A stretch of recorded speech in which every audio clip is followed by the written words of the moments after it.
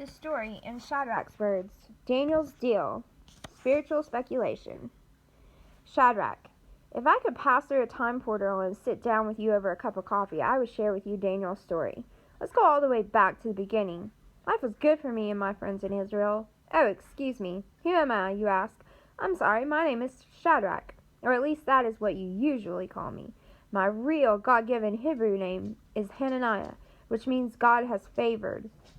This is what my parents called me. After the exile, I was just about lost that name. After the exile, I just about lost that name. We were the elite, the upper crust as you call it today. Our parents were of high rank, social standing, and wealth in the capital of Jerusalem. Those were the good old days. Sadly, our nation had turned its back on God. Idol worship was widespread, and the temple was not being used for its intended purposes. We had been warned, but most of us just laughed at the prophets' preaching. That's what they always say. I can still remember the weeping prophet Jeremiah coming to town. He seemed so broken, so burdened, so broken over the sins of Israel. We actually heard him preach once. I was struck by how he cried as he told us we would be slaves. He said that God was going to bring a pagan potentate to come and punish us. This king would take us captive in a faraway land. No one believed him, or almost no one. Our parents did, and they were scared for themselves and for us. We had been warned many times. The prophets had been declaring doom for generations. Many of them were shipped off or killed. Our parents were of the remnant that was faithful to our God. That was a blessing for us because they taught us the Torah and all the writings of the prophets. We had no idea how handy this would be, nor did we have any idea we would become prisoners of war and need everything our faithful parents taught us. Who is us, you ask? Well, I'm Shadrach, and my two friends are Meshach and Abednego. We were all friends with Daniel. We all went to the Sabbath school together, and were a part of the same small group.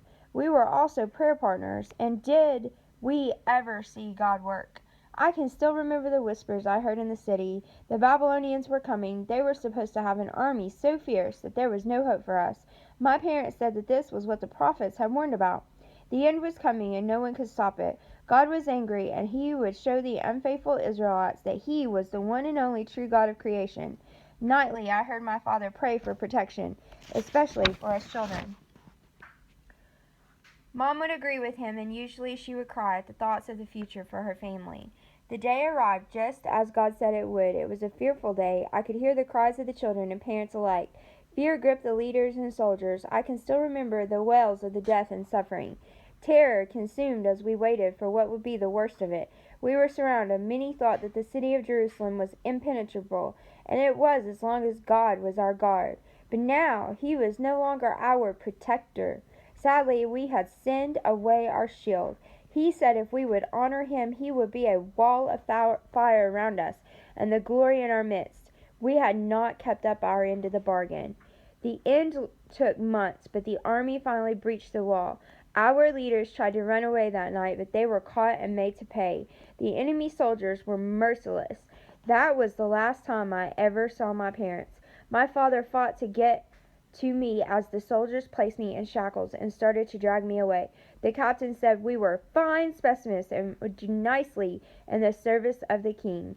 I had no idea what he was talking about, but I would soon learn my fate and the fate of my friends. I am sure I know the fate of our families.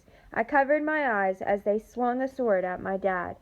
I was taken along with many of the other teenagers from the wealthy families. They had plans for us all. The trip was long and hard, but we finally made it to Babylon. Somehow I knew we would never see the shores of our homeland again. We were placed under the charge of one of the king's personal assistants named Ashpenaz. He was to train us in the language and customs of Babylon.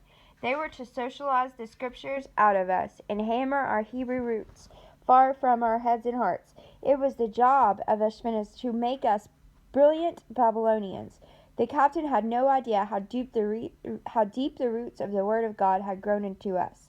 I was not about to be socialized into sin, even if I was a prisoner of war. My God was not relegated to the shores of Israel, nor would my obedience be. Now you know how the story started, at least up to the point where we pick it up in the book that bears the name of Daniel. When Daniel was chosen for service in the king's court, they renamed him Belteshazzar. Even then, in that godless country, they knew a name was very important.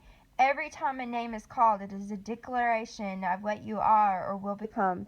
The book still bears Daniel's Hebrew name, not his Babylonian name. They named me after one of their gods, thinking I would leave my God and my customs behind in Israel. I never forgot my real name or what it meant. It is still a mystery why people call Daniel by his Hebrew name, but refer to me by my Babylonian name. Surely you can do better than that. Daniel loved the sound of his name, but only his Hebrew friends called him that. It would not be until decades later he would receive a better name, man of high esteem. That is what the angel called him. Why? When you are face to face with an angel, it is not the time to argue. I believe Daniel loved the sound of the name as the angel used it. The angel said it several times when he visited Daniel. Gabriel was the angel's name, and he was awesome. Just another confirmation that the scriptures were true. Now it is time to work on your name. Together we will walk through the things God used to put steel in Daniel's spiritual spine. You will use each of the character qualities God placed in him so you can learn wonderful things from heaven. I will be your guide. You can tell when I'm speaking by the font I'm using. Chris will speak some, but I know the story far better.